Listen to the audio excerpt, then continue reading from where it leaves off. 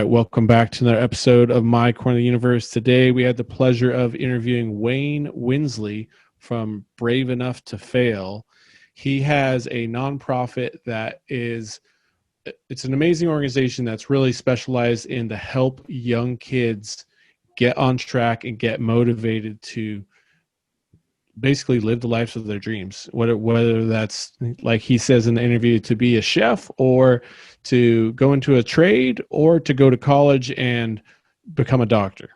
Yeah, it was so inspiring. I mean, you hear his story from the beginning of how he was raised and the struggles that he went through. And then, I love the part where he shares where he was walking past a community college, like not even like Harvard or something, but like a community college. And he said to himself, like, people like me don't go to this place.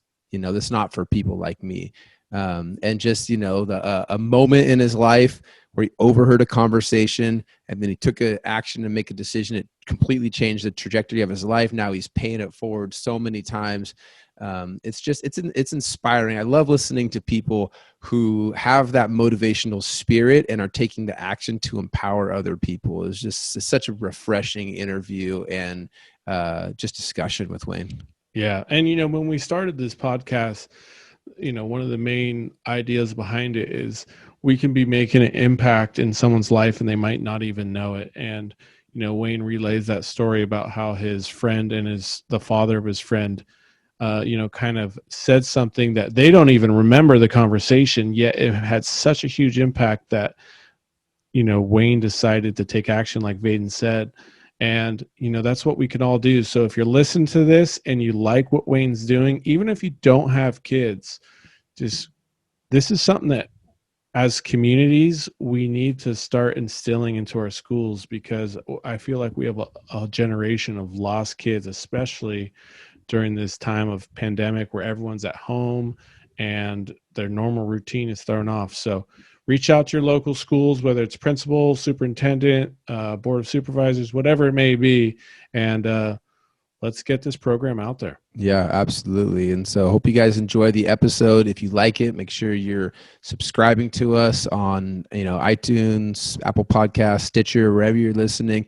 Hey guys, share these podcast episodes. Like when you share it, you're helping to share Wayne's story and braveenoughtoffail.org. So, share these episodes, get the word out. Let's all work together to be that bullhorn. And, also too, if you're listening to this and you're doing something that you're changing the corner of your universe or someone else's, and you're doing something cool and you want to be interviewed, reach out to us at info@mycorneroftheuniverse.com, and we can talk about having you as a guest on here too. And definitely you can share your story. So with that, guys, hope you enjoy the episode, and with Wayne Winsley from braveenoughtoffail.org.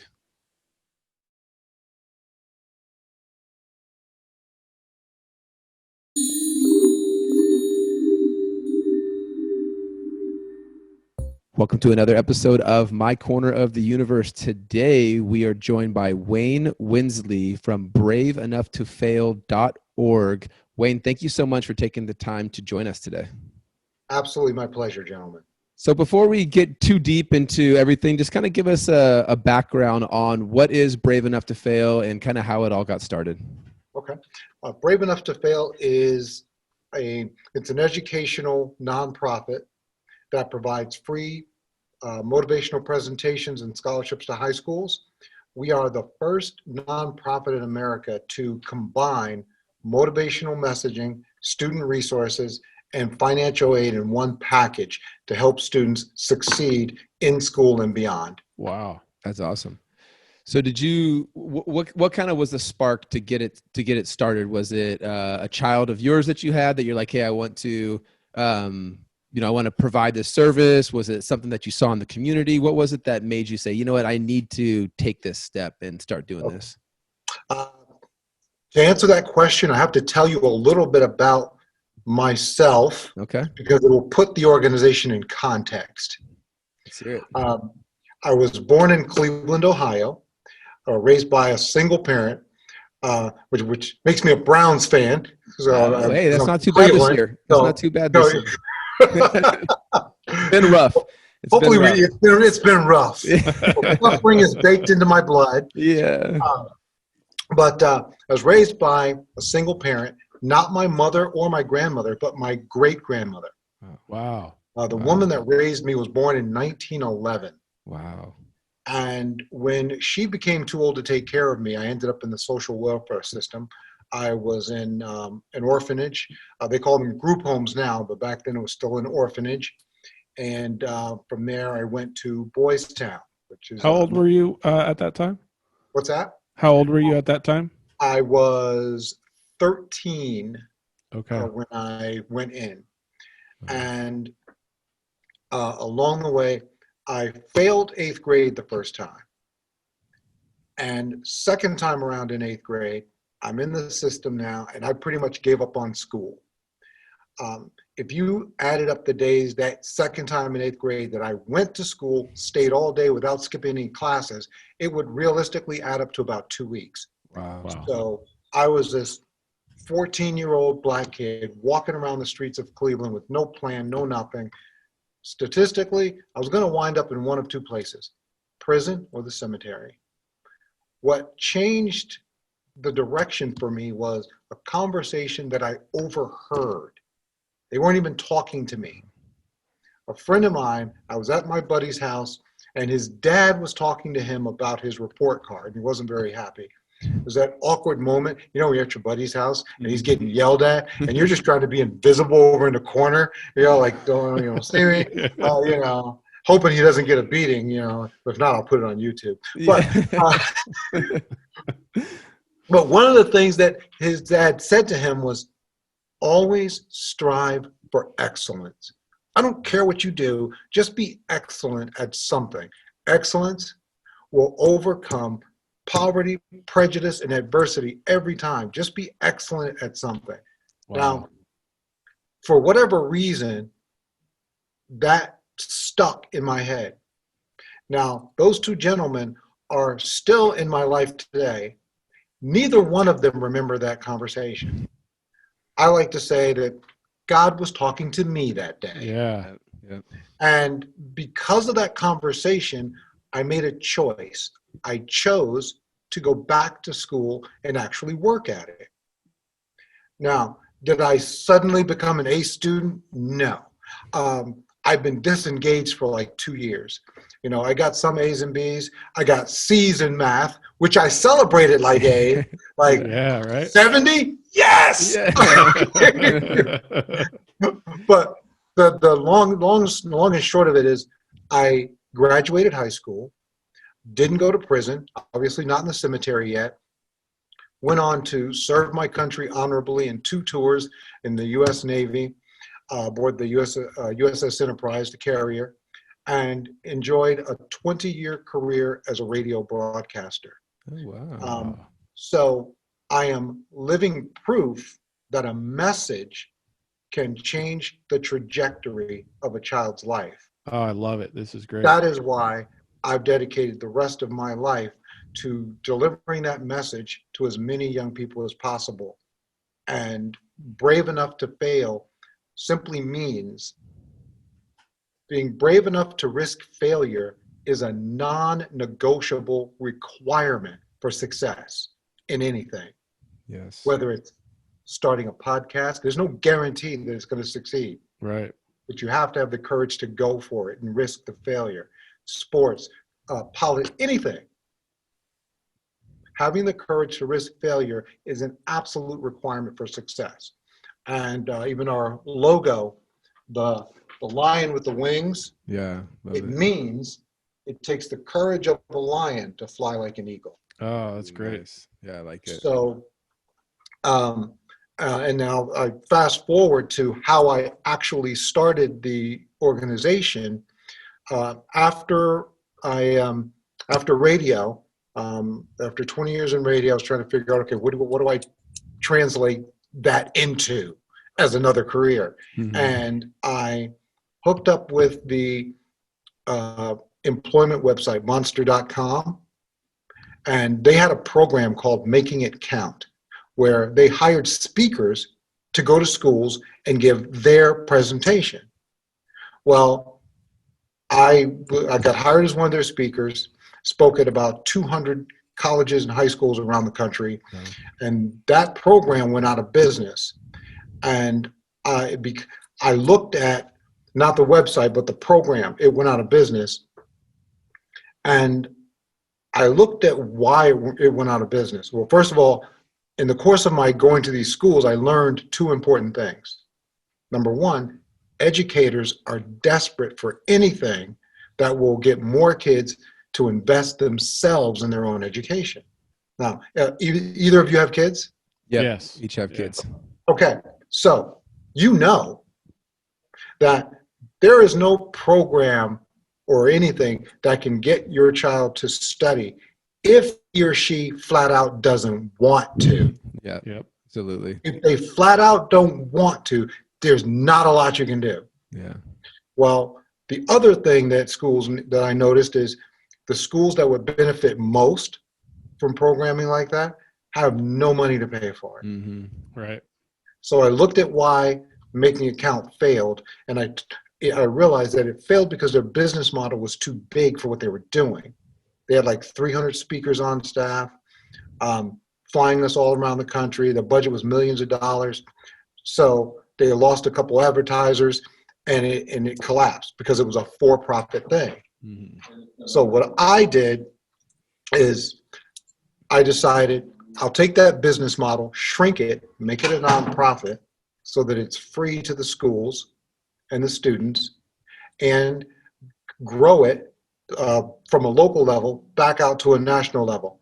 How hard could that be, right? Yeah, I'm an idiot for thinking. I'm sure there were some struggles.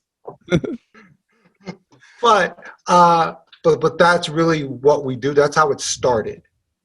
And I ran for U.S. Congress in 2012.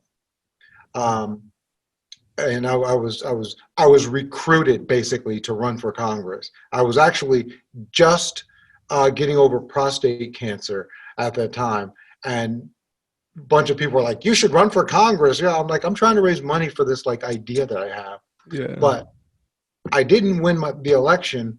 But what happened is some great people that I met during the course of the campaign, they donated the seed money to start the program. Oh, nice. Wow. And so what we do is we go into schools now, live or virtually now, but we do a motivational presentation that's called Be the Boss of Your Dream. Mm-hmm. And the message is that every child is priceless and unique with dreams and a destiny that only you can achieve if you have the courage to go after it. And then we give them some tools to go after it. And we combine that with every school that we serve. We provide 5 $1,000 scholarships that are designated for that school. That way, if I'm speaking to a class of, say, 250 kids, that money is not for somebody in the state or the district. No, it's for somebody in this room. Wow. We're investing directly into them. And the scholarships are good for towards tuition at any accredited college or trade school. That's got to be really powerful I'm assuming, is it like an assembly type of thing where the kids all get together? Yes. So that's got to be really powerful going into the school. You know, I mean, me and Rex have been, we've been kind of, I don't know if he's called nerds of motivational speakers and the whole self-help genre for a long time too. And just the energy that comes from those events, and then followed up with like, hey, not only are you fired up right now, but like there's this for you guys, like you said, not for the state, not like, hey, we have 5 programs for 5 scholarships for anyone, but like for this school. Right. And that's got to be able to, hopefully, I'm sure, as you probably noticed, because we've all been at a point where we've been in motivational lessons before or seminars, and then you leave and you're like, that high just drops off. So it's getting that to follow up, like you're saying, it's like, okay, now there's something tangible to keep going for, and it's right there. I can feel it. Yeah. And that's one of the things that we have continued to work on. For instance, now, because that's really, really important, that what happens after the speech? What if I'm some kid, that, okay, I'm fired up, I want to be like whatever it is, but I want to be a stockbroker one day. Mm-hmm. Well, guess what? The speech is over. I'm still poor. I still live in the projects. I You still go live, home, people tell you can't do it. right, Yeah. exactly. Yeah. And so what we have added now just this year, as we were in the COVID shutdown, we've developed a Brave Enough to Fail curriculum Oh, great. that is now going to be available to schools as either after school or even in school, that can be taught by facilitators in the school to give students the tools that they need. Like in the when we do the presentations, to be the boss of your dream, we tell the students that in order to be the boss of your dream, you have to do 4 things. You got to be able to spell the word boss. B is dream big, get out of your comfort zone, have a strategy, and stick to it. This And- is stuff that schools don't teach. Yeah. Or they do not. They don't. And that's why they ask for it. We now have a waiting list of schools and school districts across 26 states. Wow. That's awesome. Yeah. And then these are people that we didn't approach. They just saw our website Wow. or heard about what we've done. We have reached, we're still a baby nonprofit. We got our 501c3 in October of 2015. Since then, we have reached just over 20,000 students and given away $30,000 in scholarships. We now have scholars that are juniors in college. Oh, very cool. We have scholars at colleges like Yale, UConn, WestConn, Earl Roberts University, Liberty University, Palm Beach Atlantic University, and several Wow, others. Awesome. So, are the schools that you're going to, are they traditionally in like higher need schools, like inner city schools, or are they anywhere? That is our Awesome. focus. Yeah. But we will go pretty much anywhere. In fact, the furthest away we've been is to a really great high school in Grandview, Washington. Oh, wow. And it's very funny when we got the call, of course, I'd never been to this place. The principal says, she goes, Wayne, now we're a 98% minority school. So I said, okay, that's fine.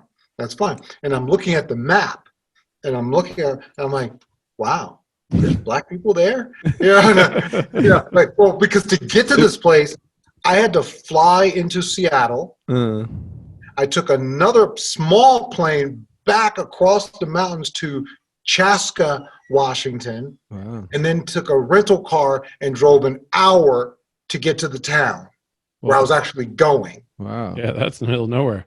Yes. And so I was like, wow, beautiful.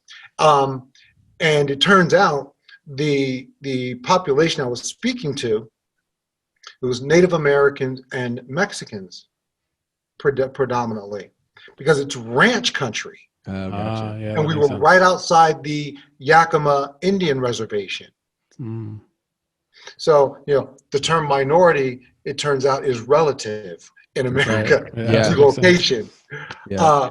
But I mean, we're in the middle of nowhere. They had 1,000 students, Whoa. and because it's a regional school, Wow. Yeah. Well, Yeah. and it was just the most wonderful time. Wow. And so was that one just high school too, or did they actually bring in other kids of all ages for that one? Oh, that was that high school. That was just Okay. Wow. That was that school. Wow. That's big. Yeah, it was huge. Yeah. Do you find that for kids, there's a certain age where they can take, your tools that you're teaching them and use them to a higher degree? I mean, do you see like, oh, this is the age where you can really start to see some of the principles that you teach utilized? 7th grade and up. Okay. We started focusing on high schools, and that's still our predominant focus. But what we find is we're getting more and more demand for middle schools. Gotcha. And of course, the earlier that you intervene, and lock in and focus, obviously your success rate is going to be higher. But I found that like 7th and 8th grade, middle school fascinates me because they're young enough, they're old enough to talk to, but young enough that they're not as jaded as some of our high schoolers can be. Oh yeah, I can totally see that. Yeah. Middle school is a weird time. It's like Yeah. I remember just from my middle school experience, you're like, you kind of feel like you're kind of cool, like you know a lot, but like you know nothing. Like you don't have a driver's license, you haven't driven a car, you're still with your parents, but you're just in this weird. And then you throw in like adolescence and puberty and all this stuff. And this time, it's like the craziest time. And super awkward time. Yeah, I could see that as being just a prime time to get kids to learn about this sort of stuff, and especially like in a school system. You can see them get it. Yeah, and it is awesome. One thing I want to share with you, if I may, one of the reasons that keeps me going and doing this, one of our early presentations was at a high school in Bridgeport, Connecticut. And we would give out feedback forms to the students, to tell us, what they thought of the program, what they thought of the presentation, speaker, all this stuff. And one young lady filled out her form, and it was like, how'd you rate the information on a scale of 1 to 10? She rated it a 4. Not impressed. Mm-hmm. How'd you rate the speaker? Scale of 1 to 10. 6. I was like, I got a 6? Come on. Come on now. But down below, there was a question that asked, what will you do differently after experiencing the Brave Enough to Fail presentation? And she wrote, start going to class. That is the Holy Grail. Yeah. And if I keep that one, I have a copy of that one that I keep in my iPad, because if I never reach another student, I paid it forward by 1. Yeah. Because that's the decision, the choice that changed my life. Yeah, that one must have hit home for you so hard. Absolutely. Yeah. That's why I keep it. That's why that one is special when people ask me, well, does it work? Because everyone wants to know about impact, especially foundations, donors, this is a great thing, but does it have any impact? And the answer is yes. And we can now show that. We can, we now have scholars that you can talk to who are, who are juniors now. Because our original scholarship recipients are going to be graduating in another year. Yeah, I bet it's going to be really cool in a few years to do some events where you bring some of those scholars that are like, hey, this guy's, doing, this lady's doing whatever, whatever they're doing in life. And they could even share like, hey, I was on this path. And then like, I got introduced to Wayne and Brave Enough to Fail. And this is how I changed. Yes. And what's so cool is 90% of our scholars are first generation college students. Oh. They're the first people in their families to go to college. Breaking a cycle. Yeah. And they're from all sorts of backgrounds. A lot of them are immigrants. One of our scholar who is at Yale right now, she's a first generation English speaker in her family. Her parents came here from Cambodia. So cool. And and now she's at Yale. She wants to be a physician. Cool. That's awesome. So Wayne, are you the only speaker, or do you have anyone else that does the events too? I started off as the only speaker. We are now bringing up others now. Now I'm training other people to do it. As we start to expand, this is something that's designed not to be personality driven. Mm-hmm. This is an organization that is built to go beyond me. Very cool. So I have a question too. Yeah. I might know the answer, but who's Sadie Ray, and is she going to start doing some live events for you? Sadie Ray is my daughter. That's what I guessed. Yeah. Yes. And She already does stuff. She is the she's our CMO. She's the chief marketing officer of Brave Enough to Fail, Awesome. and she does. You've seen her videos. She does like the leadership videos and things Yeah. like that. And when she's 13 now, but let's see, the first time she went on stage with me, she was, I think she was 9. Wow. And she went on stage in front of 600 high schoolers Whoa. and just introduced herself. And her message was, see, public speaking doesn't kill you. That's awesome. Well, she obviously learned great from you because she speaks well. She speaks with confidence in those videos. She does an awesome job. Yeah. And I'm first to tell you that, I've been blessed with a certain amount of talent. She is far more talented than all of us. She's going to put you to shame. Oh, yeah. Oh, yeah. And I'm not mad at it at all. Nice. Nice. Another question for you. Where are you at on your push-up count right now? Actually, right now, I'm not doing push-ups this year for the first time. Oh, no. Well, I injured my hand rock climbing on Gotcha. my birthday, and but usually what we do is 10,000 push-ups in 60 days. Yeah. 10,000 push-ups in 60 days. Does it get? Wow. When's the point where it gets easier, or does it stay tough the whole time? It gets easier after the second week. Okay. The first 2 weeks are hellishly painful. Oh my gosh. But if you watch the videos, I've got it down now to where I can do 50 push-ups in less than a minute. Wow. So I do sets of 50, and then sponsor sets of 50, and it's one of our In less than a minute? Yeah. That's My crazy. gosh, you're pumping those out. So you have to but average they're all on video, and we try to keep the videos to a minute.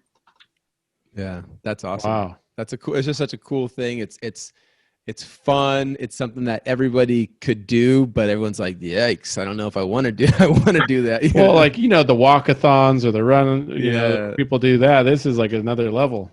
Yeah. At the beginning, it is really daunting.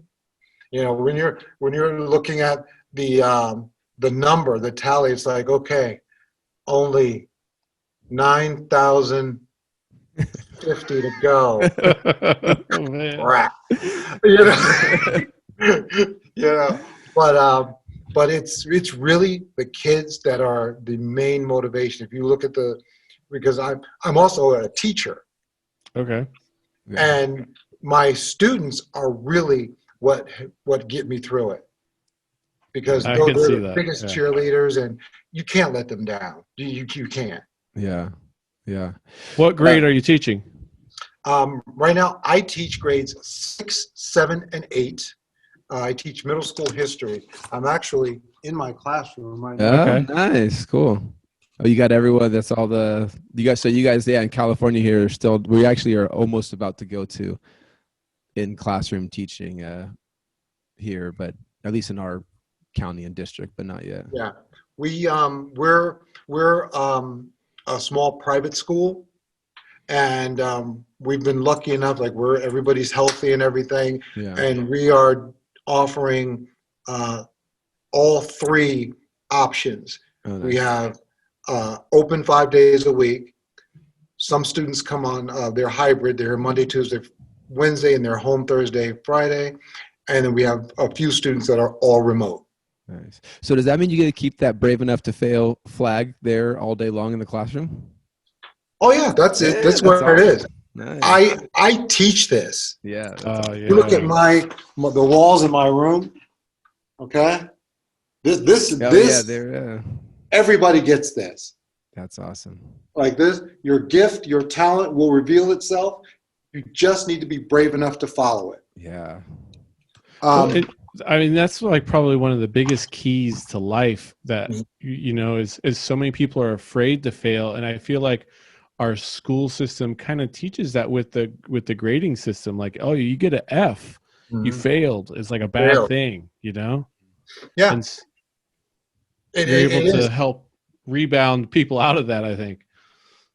because the only successful people are those who take the risk. Yep. Yeah. And we're talking, positive risk taking.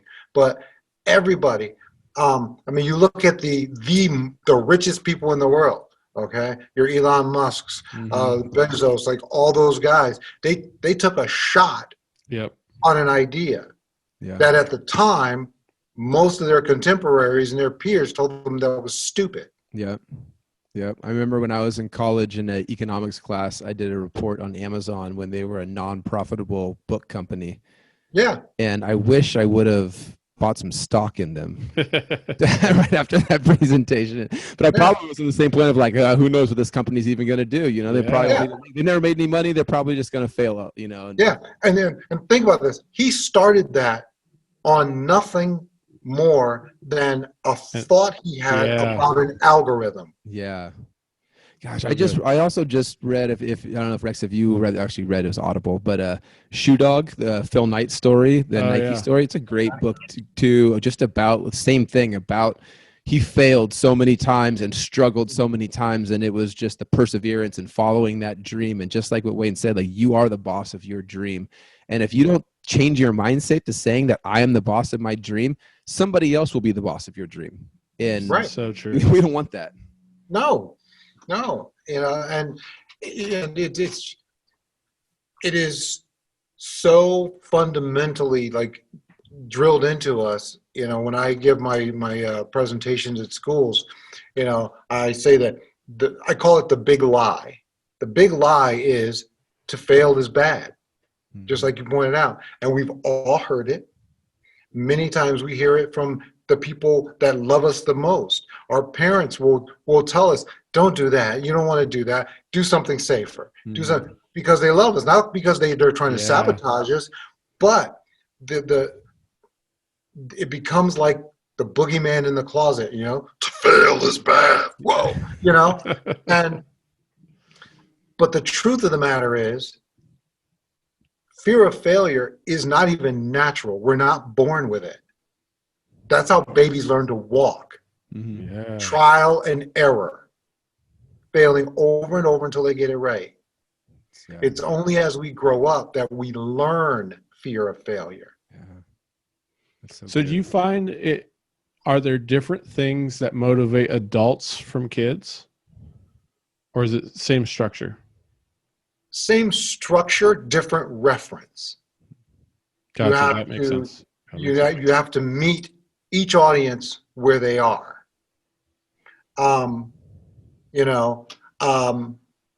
With my middle schoolers, okay, I can make a Pokemon reference that they'll understand and be like, yes. You guys, not so much, probably. Well, I don't know. I do have a 7-year-old, so I might. So you might get okay. So you might get it. But but the brave enough to fail message is universal. I was actually asked not too long ago to speak to a group of seniors at a senior center, and I tailored the presentation, to that audience. And so the message was, it's never too late to be great. Yeah. But it's the same principle. It applies. We all have, we all have that thing that we'd love to be doing. We all have those passions, that dream.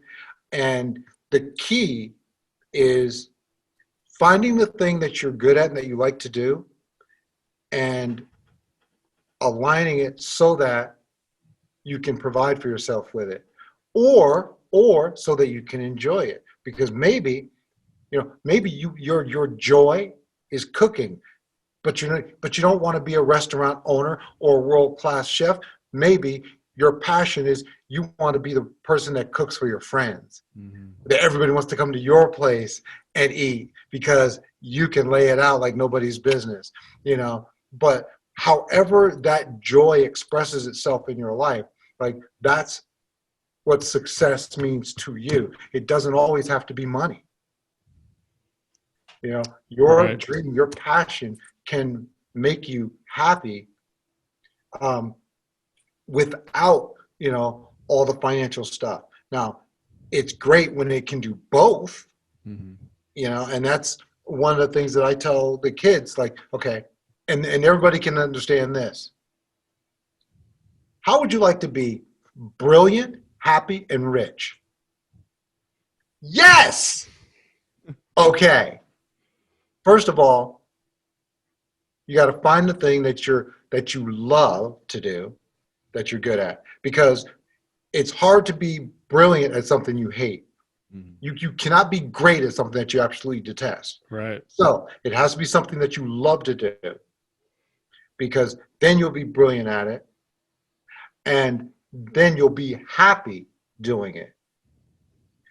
Find a way to use that thing that you're good at and that you love to do to provide a service or solve a problem. If you can do that, then you get the trifecta. You can be brilliant, happy, and rich.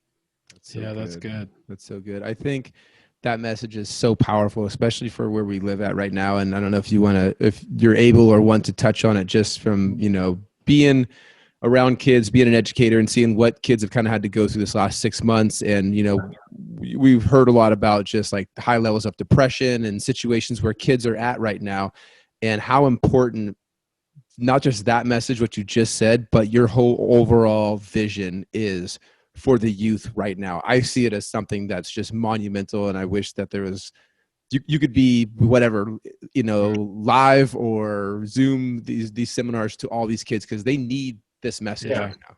In fact, we are now getting requests for schools.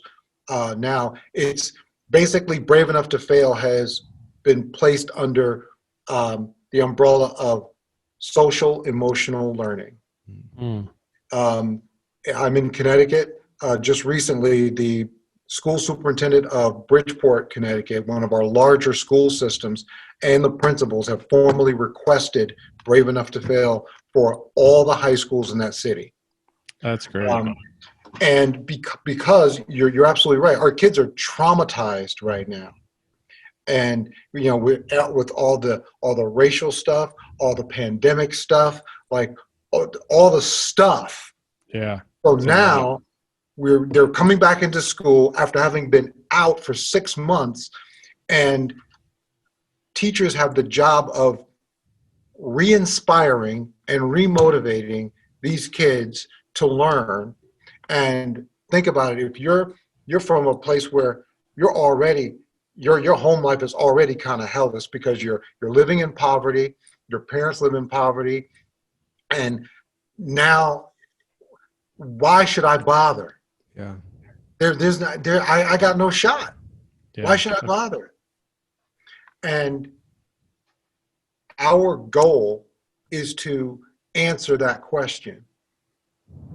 And the answer is because you and your dreams are worth it. Absolutely. That's really what we tell young people. The core of our philosophy, our core philosophy is simply this: each child is priceless, with dreams and a destiny that they can achieve if they have the courage to follow it. Oh. I want to Everything do is just built on that. do a real quick like call to action. If you're listening to this podcast, you're watching it on YouTube, go to braveenough2fail.org, Yeah. get some information, and then reach out to your, whether it's the principal, the superintendent, the board of supervisors, and say, hey, we need this for our kids right now, because you Yeah. know, some of you guys have your kids in distant learning. Some of them have just started going back to in person, and just like what Wayne is saying, it's such a tough spot right now that they need this message. They need this message, and Wayne and Brave Enough to Fail is here to provide that. So you know, you obviously care about your kids and your kids' friends. It's a simple thing to do to get this information and present it to your principal, your superintendent. What's the best route usually? Is it principal, is it superintendent, or board of supervisors? Actually, either or. Okay. Counselors, teachers, principals. In fact, there is a sign-up sheet form right on our website. on the front page of our website. If you scroll down a little bit, you can register. You let us know who you are, if you're a parent, teacher, administrator, where the school is. You give us the number of students you have, if you know that, and you can just sign up right there, and you can bring your school to our attention. And the way it works is, once we have a request from a school, because we're a nonprofit, we then start reaching out to that community and letting businesses and individuals know that, look, this is what we're doing, and we're trying to bring this to this school, and these are the resources that would make this happen, and this is how you can partner with us, to make this happen for your school and for your communities. That makes a ton of sense. The local community has the incentive to be able to support their kids with this. I call it like gap learning. I mean, the schools leave this huge gap, Mm-hmm. and you go off. You might not even make it through school, but if you make it through school, a lot of times the motivation just isn't there because people have no direction. Mm-hmm. Right. And we like to think of it this way. Little by little, we're making our communities stronger, our nation stronger, and by extension, the world a better place. Yeah. Every child that we can reach and change their trajectory so that they are productive and happy members of society who are contributing to society, that makes their families better off, their communities better off, our country's better off. Yeah, it's a compound. Little by little. Yeah, absolutely. Wow. Okay. Yeah. I love it. I love your story too. How you start, where you're able to really show the full circle of how, one conversation made a difference in your life, and Yep. how you're paying it forward to, so many kids that are in a time, like Vaden said, where, gosh, the world needs this on such a grand scale. So, Mm-hmm. man. Well, and shoot, not just one conversation, but one conversation and then one decision. That's a big Yeah. part too. Wayne made that decision at, 13 years old or whatever, that says, he got inspired just by hearing that, and then says, I'm going to make this decision. Yeah. Key. Yeah, and that's really what it is. A lot of young people would choose differently, but they don't know that there is another choice to be made. Just think about it. I was wandering around. I remember walking the streets of Cleveland, walking past the campus of Cleveland Community College, and looking at the building and saying, people like me don't go to college. Like, that's not for me. Wow. That's, like, other people go there, lucky people go there, rich people go, white people go there, not me. Right. And I became aware through that conversation, I became aware that, wait, I can do something else. I can do something. And think about how many kids don't know that there's a choice that they can make that will actually pay off. And that's what we do. Our message is, we let kids know that you actually have a choice that you can make if you work hard enough and you stick to it and you're brave enough to do it. There is another choice that you can make. And then we just suggest that their education could be used as a tool to help them get what they want. Mm-hmm. We don't go in and say, oh, you should study and work hard. That won't work. Yeah. No, you have to answer, what's in it for me? We just give them a reason why they could use that for them. Yeah. That's good. Man, I bet you're an amazing history teacher. I'd like to sit in your classes. I've been told that my history class, my style of teaching is it's like a combination of a teacher, motivational speaker, and stand-up comic. Yeah, that's great though. That's great. That's the magic sauce right there. Yeah.